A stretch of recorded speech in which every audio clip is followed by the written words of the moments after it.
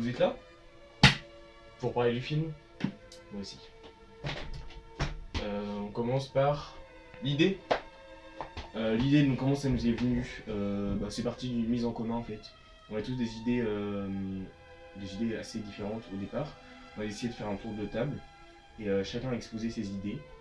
Et on a fait de ça est ressorti plusieurs choses, plusieurs points communs sur lesquels on a pu s'accorder par la suite. Par exemple, le fait qu'on voulait que ce soit tourné dans un lieu unique pour différer les contraintes, pour qu'il y en ait de moins en moins. Le fait aussi qu'on voit le moins possible de personnages. Dans le film, en fait, il y en a qu'un principal et puis un dont on voit l'ombre à la fin. Le fait aussi qu'on ne voyait pas trop de paroles, parce que c'est vrai qu'on était contraint par... on n'avait pas de micro en fait assez performant, et donc la place assez importante accordée à la musique. Ensuite sur le scénario, donc on s'est mis d'accord plutôt rapidement. Donc c'est pareil, une histoire plutôt assez simple, quelqu'un qui est dans sa routine de survie, et puis un élément perturbateur. Donc je vous dévoile pas tout parce que je sais pas si vous allez voir cette vidéo avant de voir le film. Donc c'est plutôt un scénario assez simple, on s'est mis d'accord assez rapidement.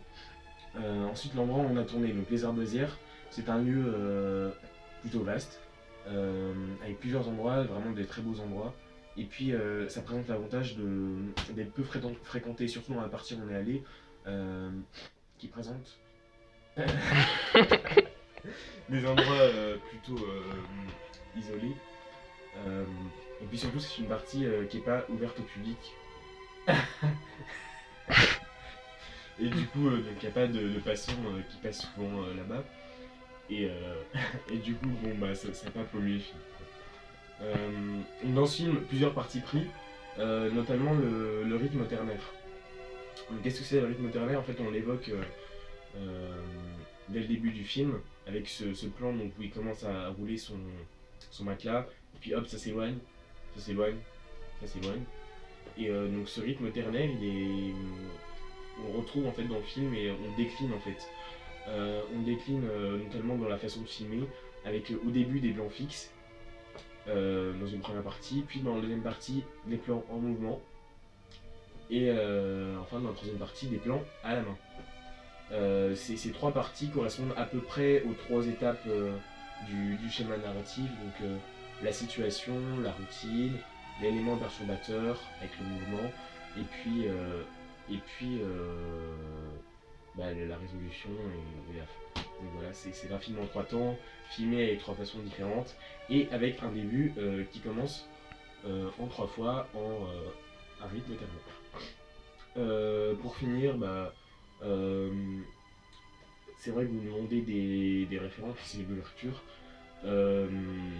Notre film s'inscrit dans le genre du post-apocalyptique, on le voit, donc c'est plutôt futuriste.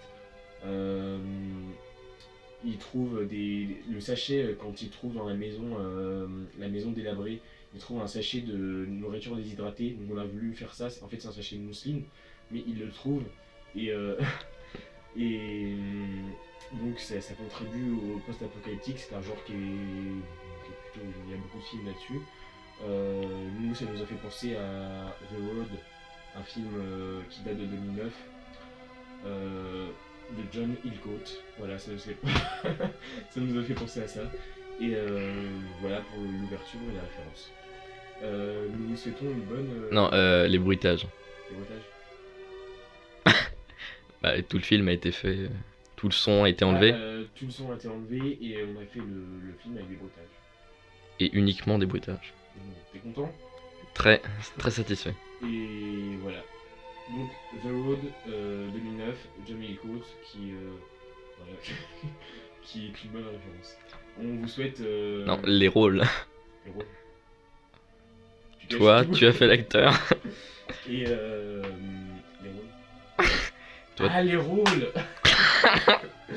Mais oui. Les rôles. Donc alors, moi j'ai fait l'acteur. J'ai donné quelques indications de mise en scène. Bien sûr. C'est un mensonge. Quant à Tancred, il filmait.